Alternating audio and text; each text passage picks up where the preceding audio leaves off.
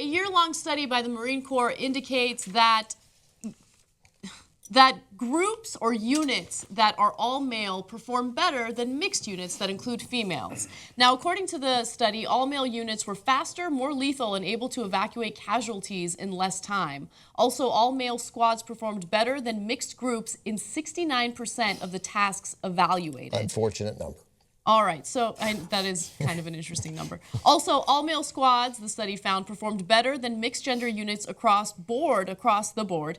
The males were more accurate hitting targets, faster at climbing over obstacles, and better at avoiding injuries. Who did the study? The Marine Corps.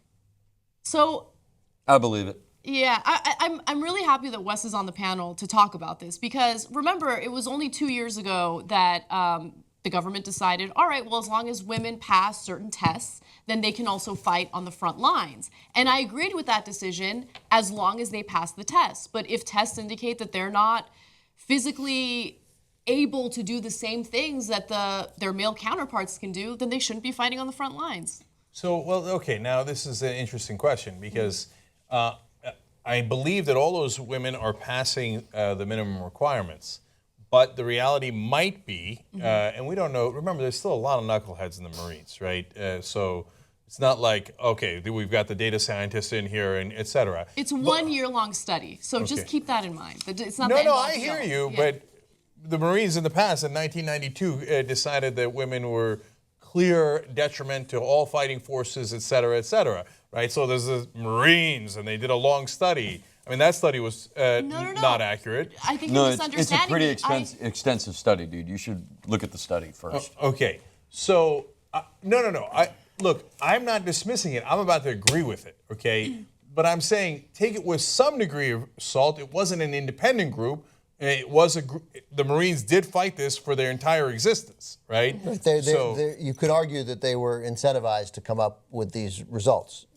But I tend to, I'm much more likely to agree with Wes. Right, and don't get me wrong, they could have also been incentivized to come up with the results to the counter to this, because now the administration wants it, so there'll be what I think political pressure. To is make it work, General, and that General's like, yes, sir. That's right. So all those things I'm putting out there so you have context, right? Now, back to my point, which is that just because you pass a minimum doesn't mean that you're going to perform on average as well as males in the Marines, right? So if you have women in a certain unit, could they do the minimum? Yes.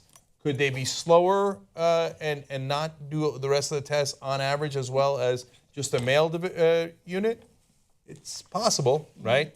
So, and that's what this study is indicating, given all the context of the study. So let me give you guys some more details about what they found through this year-long study. They found that all male squads, teams, and crews, and gender-integrated squads, teams, and crews had a noticeable difference in their performance of the basic combat tasks of negotiating obstacles and evacuating casualties. For example, when negotiating the wall obstacle, male Marines threw their packs to the top of the wall, whereas female Marines required regular assistance in getting their packs to the top. So my question is, during the testing to indicate whether or not these women would be eligible to fight in the front lines, why is it that that wasn't part of the testing requirement, right? Like, if you can't throw your bag on top of a wall, then maybe you shouldn't be on the front lines, or maybe you shouldn't be in this unit. So here's, and Wes, so let's kick it over to you because you served, right? And here's what I don't get. So the Israelis have women in their military. They do perfectly fine, and many other countries do.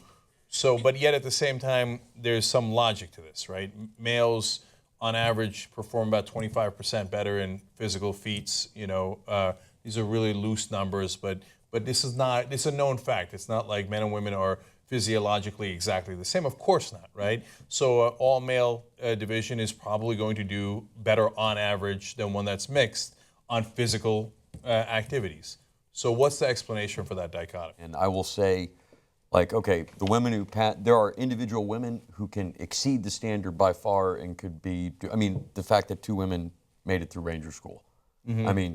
That's fucking hard. It's a lot harder than these Marine training camps that these people were in. Mm-hmm. But at the same time, my own experience when I was in was I was only in a mixed unit as a cadet, because I was in the cavalry, so I was in all-male units once I was in the service. But as a cadet, you know, you go to something called advanced camp between your junior and senior year when they grade you. And this is everybody in ROTC, like in the country. And you're in mixed units and platoons, and it's probably like 15 to 20% female in the platoons. And, you know, this is the officer corps. These are going to be the most dedicated, physically fit, capable, able women. And when we did forced marches, none of them finished the march with their equipment.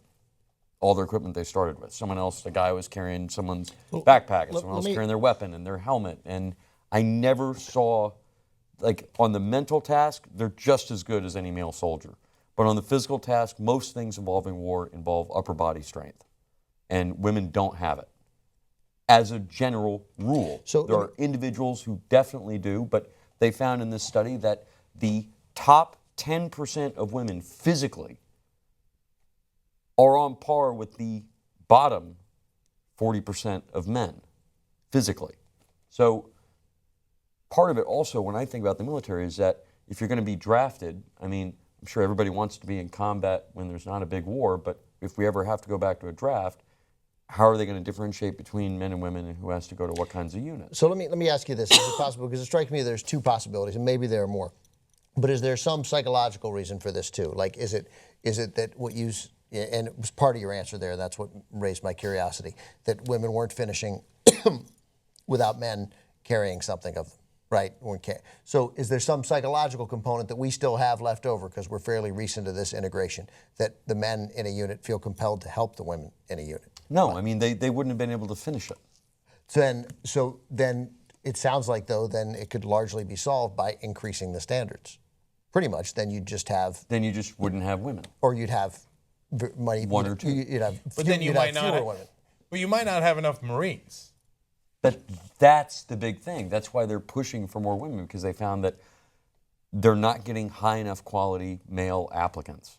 And so for the last 15 years, they've been pushing for more and more women in the service, because so many guys now are just physically unfit. I mean, I'm sure you guys covered the article about obesity and how like something like 80% of American teenagers aren't fit for military service. I mean, so they don't have a lot of choices as to who to go with. So what would you do then? Would you allow women in combat positions like this or no? I don't know. Are you sure that this test is a good reflection of what's necessary in combat? You trust that they did that right? Yeah, I trust they did it right. Absolutely. And I trust, if anything, my guess is they were gaming it towards further integration of the services, because your number one priority as a commander or a high-level officer in the military is your retention rates and how many people are re-enlisting. So you want as many women in as you can who want to be there. Mm-hmm. You know, I mean, I would put people in some units, but I mean, you got to increase the standards. And then if you get to a real war, heaven forbid we ever have an actual real war where there's a draft and people don't want to go to war and you got to find people, then how does it work? So will women be forced into combat units that don't want to go? So would you increase the standards? Leave the standards as they are. And this is what happens, is that the performance is slightly less on this activity. Might be better at some other stuff. The mental acuity of the unit, of a mixed unit, I bet is better. The number one thing I've learned from working with women in the military is that they generally don't freak out as much as the men do. What? Really? Really? There's not an emotional kind of, fuck you! I mean, that comes out of guys in a high-stress situation. They're more like, hey, let's get the problem kind of solved. That's right, because they're engaging in a process where they know there's going to be intense emotional situation anyway. But also, so understand, they're more prepared for it. Where are the guys coming from who go into the service, and where are the women coming from? I mean, most of the guys, at least the ones I served with, played contact sports for several years before they went in. Did the women play contact sports? No. Did they have to wear a bunch of equipment, carry a bunch of heavy shit around and hit people? No. Well, then they're not going to come in as prepared as the guys are. That's for a lot of this. So let me run two ironic ideas by you. One is that we allow women into the Ranger program and the SEALs and all that stuff, but not into the Marines. Because if you can make it to the Ranger program, you've proven yourself, right? Whereas with the Marines, the standards are lower, so then then that might be an issue. Is that crazy talk? Well, hey, just because these women went to Ranger school, that doesn't mean they're going to be in a Ranger battalion leading it. My guess is they're not. There's still no women in the infantry for the Army. So just because they went to Ranger School, they're still going to wind up being in Signal Corps or PSYOPs or something else when they're done with it. So the second idea I had was, look, right now we're not going to World War II, right? We don't need like as It's many unlikely. bodies, right? So I would rather have equality, and I would rather have those women who are smart and are doing well on the tests rise up through the military and provide that advantage to the military, right? Because we don't need them in the front line so much, but I don't want to disqualify them, right? Now, on the other hand, if we have a draft and we're going to a giant war, well, does that change the equation? Yeah, I think it changes the equation. You'll find a lot of people, if there's a giant war, and because America hasn't really been in a giant war for a very long time, and even World War II, we only lost 250,000 people. By the way, that's how many people have already died in Syria, just in the last year. Is what we did in 4 years of World War II. We lost 250,000. That's not a lot of people. So we haven't really been in a mass casualty war like that About in a very long 53,000 time. in Vietnam. 50, and only like under 10 Yeah. in our latest. Although, in all fairness, without modern medical procedures and everything else, the death toll would have been 50 or 60,000 for this 10-year debacle. So I think I would summarize by saying this. Generally, TYT is in favor of science, right? and rational decision making. So, if people say, oh, women, I can't be in the military, oh, they can't do anything. No. And by the way, a lot of people do say that. It's not like, I'm making that up, They right? just make a noise and kind of Like that, right? So we're against that. But if it turns out that you do legitimate studies with, that Wes thinks, a lot of us think overall, given the full context, is a legitimate study, and they on average don't do as well then we should have a conversation about what roles women should have in the military. Let me give you my perspective on it from a guy who was on my tank crew who went to VMI. Do you remember VMI? When we were kids, there was the big, there's a VMI woman and coming in and stuff. Right, the Citadel. And I asked him, I'm like, well, how do you feel about it? He goes, dude, I went there and, man, I don't even know why guys would want to go there. I mean, look, being in a combat unit it's great when you're not in combat. Yeah, so be careful what you wish for. You just might get it.